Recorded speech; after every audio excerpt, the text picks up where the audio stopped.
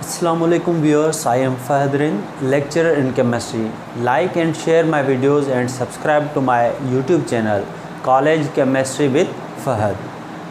Today we discuss the most important topic related to the examination, derivation for the equation for the radius of an atom. Bohr's theory and hydrogen atom के topic की heading है, जिसके through जो है radius के लिए हम equation बनाएंगे और किस तरह से किसी एटम का रेडियस जो है वो कैलकुलेट किया जाता है. Derivation equation for radius of atom. This is an atom for hydrogen atom. जो है हाइड्रोजन सिंपलेस्ट एटम है. इसके अंदर एक प्रोटॉन है, 0 न्यूट्रॉन और 1 इलेक्ट्रॉन होता है. तो बोहर ने हाइड्रोजन को सिलेक्ट किया due to its simplest nature. ये एटम का सेंटर है, जैसे हम न्यूक्लियस कहते हैं. न्यूक्लियस पे चार्ज है, उस चार्ज को ZE से मेंशन किया गया है. उसके बाद इस न्यूक्लियस से ये जो सर्कुलर हमने एक राउंड शेप में जो लाइन ड्रा की, इसका मकसद है शेल है, जिसके अंदर इलेक्ट्रॉन जो है रिवॉल्व कर रहा है. बोहर्स थ्योरी के मुताबिक इस शेल को स्टेशनरी स्टेट कहा जाता है और ये वेलोसिटी v से मूव कर रहा है इस सर्किल के अंदर. और ये जो डॉट मैंने लगाया है, ये डॉट रिप्रेजेंट कर रहा है इलेक्ट्रॉन को, जो कि न्यूक्लियस के सराउंडिंग में रिवॉल्व कर रहा है. और E is the charge on electron and M is the mass of electron. तो ये टर्म्स जो यहाँ पे यूज़ हुए हैं उनको अलग से मैंने लिख लिया. ZE charge on nucleus, M is the mass of electron, V is the velocity of electron, R is the radius from nucleus to shell. जो डिस्टेंस है न्यूक्लियस से लेकर शेल के दरमियान, उस डिस्टेंस को रेडियस कहा जाता है. इस दायरे और इस सेंटर के दरमियान जो मुफासला है उसको रेडियस पढ़ते हैं हम. उसके लिए हम इक्वेशन बनाएंगे. जब इलेक्ट्रॉन रिवॉल्व कर रहा है न्यूक्लियस के सराउंडिंग में, या कोई भी ऑब्जेक्ट जब सर्कुलर फॉर्म में रोटेट कर रहा होता है, तो उस पर दो फोर्सेस जो होती हैं वो लग रही होती हैं. एक सेंट्रीपिटल फोर्स जो कि सेंटर की तरफ खींच रही होती है, दूसरी होती है सेंट्रीफ्यूगल फोर्स जो कि सेंटर से अवे होती है. दोनों फोर्सेस अपोजिट डायरेक्शन में लग रहे होते हैं और इक्विलिब्रियम में होते हैं, बैलेंस्ड होते हैं. तो इसी वजह से वो ऑब्जेक्ट ना बाहर जाता है ना सेंटर की तरफ आता है, बजाय उसके वो सर्कुलर फॉर्म में रोटेट करता रहता है. तो सेंट्रीफ्यूगल फोर्स वो वाला फोर्स जो कि न्यूक्लियस से अवे की तरफ जो है अट्रैक्ट करे या जो है पुश करे, और centripetal force the force toward the centre और न्यूक्लियस.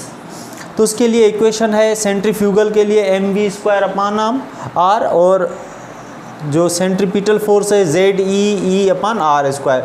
चार्ज ऑफ न्यूक्लियस और चार्ज ऑफ इलेक्ट्रॉन और रेडियस इसका स्क्वायर, और सेंट्रीफ्यूगल के लिए मास, वेलोसिटी का स्क्वायर और रेडियस.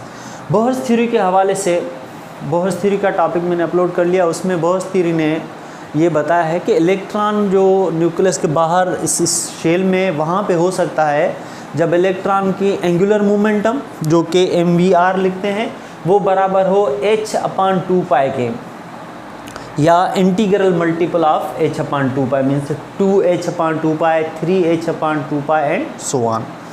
तो h is a Planck's constant, pi की वैल्यू 3.143 है जो भी कांस्टेंट है. n जो होगा वो 1, 2, 3, 4 इस तरह से जो है इंटीग्रल नंबर होगा, फ्रैक्शन नहीं होगा.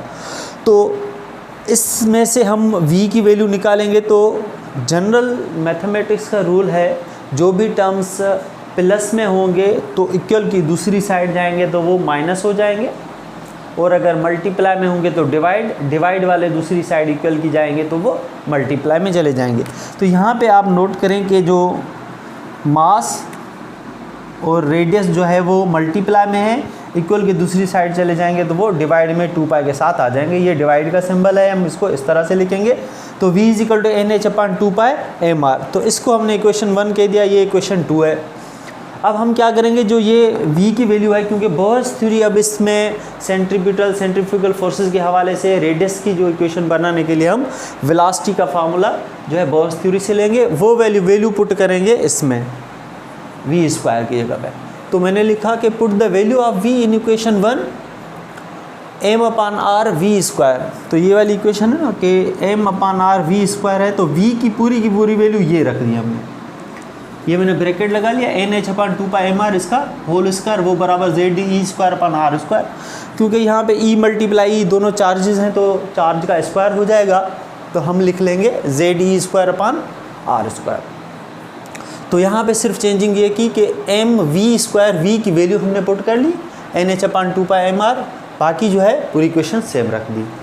अब इसके अंदर हम क्या करेंगे, इसको सॉल्व करेंगे तो इस पूरी जो ब्रैकेट के अंदर टर्म है इसका स्क्वायर लेंगे तो वो हो जाएगा n का स्क्वायर, h का स्क्वायर, 2 का स्क्वायर लेंगे तो 4π², m का स्क्वायर, r का स्क्वायर और ZE²/r²।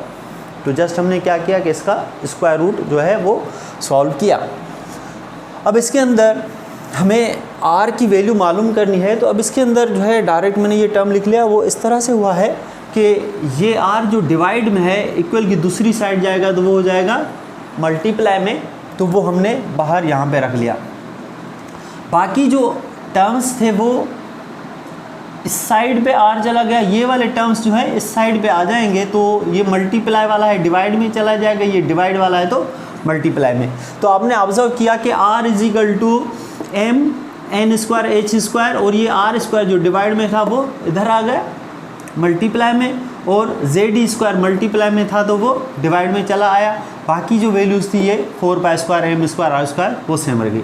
तो जो इस साइड वाले जो टर्म्स हैं वो जो इस तरफ आए हैं वो ये वाले हैं, एक ये वाला r² और ये ZE²। तो ये r को हमने इस तरफ ले आया और ये दोनों टर्म्स जो है इन्वर्स करके इधर भेज दिए। अब क्या होगा कि सेम टर्म्स जो होंगे वो कैंसिल आउट होंगे, तो उसके रिज़ल्ट में ये होगा m² से कैंसिल होगा तो बाकी m बचेगा, यहाँ पे r² में कैंसिल हो जाएगा तो ख़त्म हो जाएगा। तो बाकी इक्वेशन जो बचेगी r = n² h² ZE² m और 4π²। तो इसको हम सॉल्व करके लिखेंगे तो फाइनल इक्वेशन ये बनेगी r = n² h² 4π² m ZE²।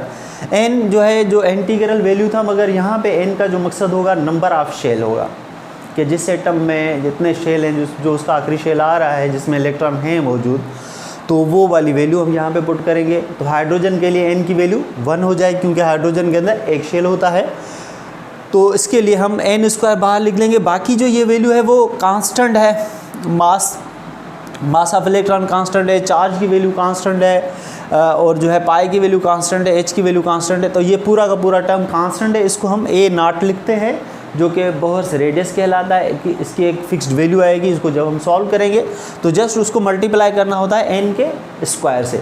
तो यहाँ तक भी अगर आप एग्ज़ाम में लिख रहे हैं तो वो भी सफिशेंट है, मगर जो है बेहतर ही है कि आप ये वाला पार्ट भी इसमें शामिल कर लें, क्योंकि जब MCQs वगैरह बनते हैं तो उसमें ये टर्म्स यूज़ हो सकते हैं कि A0 जो आ रहा है रेडियस में वो किसको रिप्रेजेंट कर रहा है, वो बोहर्स रेडियस को रिप्रेजेंट कर रहा है। तो यहाँ पे ये क्वेश्चन ड्राइव हुई, जब इसमें हमने ये पूरी वैल्यूज़ पुट करेंगे तो जवाब हमें मिलेगा 0.529 एंगस्ट्रम। A0 सिंबल है डिस्टेंस की जो एंगस्ट्रम कहलाता है। 1 नैनोमीटर में 10 एंगस्ट्रम हैं और 1 नैनोमीटर जो है वो 10⁻⁹ मीटर के बराबर है।